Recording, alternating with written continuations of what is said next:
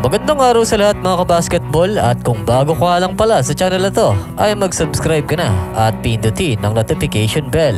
Ngayong Webes ay maghaharap na ang Gilas at ang New Zealand. Makailang beses na nga tayong tinatalo nitong New Zealand pagdating sa basketball. Taong 2016 sa isang Olympic qualification game, dyan nga ay natalo ang Gilas sa score na 80-89, no? At sa taong 2022 ay dalawang beses natalo ang Gilas dito sa FIBA World Cup qualification. Sa first game ng matchup ay 88-63. Natambakan nga ang Gilas nun. At ang sumunod na laro ay mas lalo nga natambakan ang Gilas, kung saan sa final score ay 60-106. Tambak malala nga ang sinapit ng Gilas nun. At sa taong 2022 pa rin dito nga sa FIBA Asia Cup, dyan nga ay talo pa rin ang Gilas sa final score na 75-92.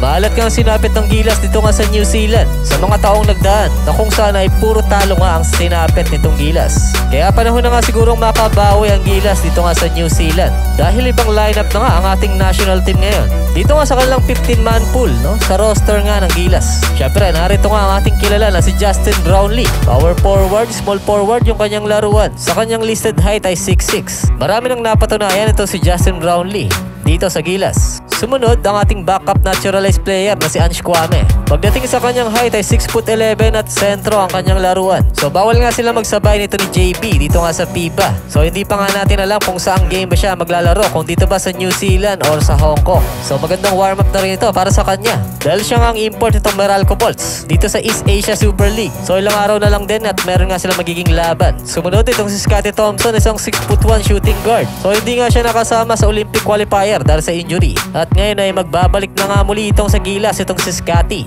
At Chris Newsom, 6'2" guard. Magalang dumepensa at kaya niyang i-lockdown yung kanyang katapatan. Kaya naman malaking bagay ito sa Gilas, itong si Newsom. At ang sumunod ay si Calvin Optana, isang 6'5". Sa kanyang position nga dito nga sa PBA, small forward o power forward. Sumunod naman itong si CJ Perez, 6'2", pagdating sa kanyang height. Shooting guard, small forward nga sa kanyang laruan dito nga sa PBA. At ang sumunod ay si Jamie Malonzo. Sa kanyang listed height ay 6'7", small forward, power forward yung kanyang laruan. Matagal-tagal na nga hindi nakapaglaro ito sa PBA at sa Gilas dahil nga nagkaroon nga ito ng injury. Although hindi natin alam kung 100% na bang magaling itong si Malonzo, pero kasama kasi siya sa 15-man roster na nilabas nitong Gilas. Sumunod naman itong si Dwight Ramos na isang 6'5", shooting guard, point guard nga ang laruan ito. So isa nga ito sa tirador ng Gilas.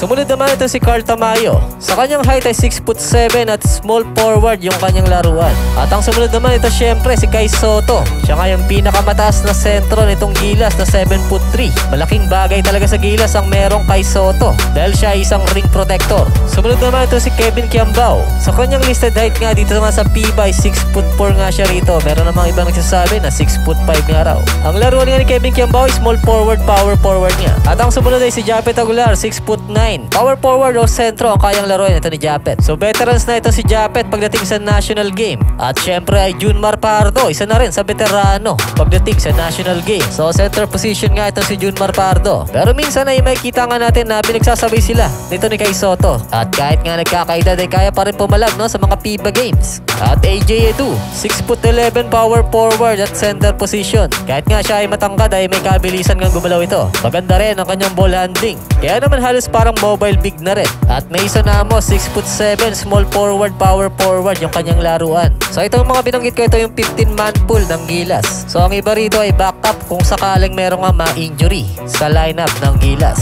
At sa lineup nga ng Gilas ngayon ay kaya na kayang talunin itong New Zealand. Ano ba sa inyong palagay? Mag-comment lang ng inyong opinion at babasahin natin yan at pag-uusapan.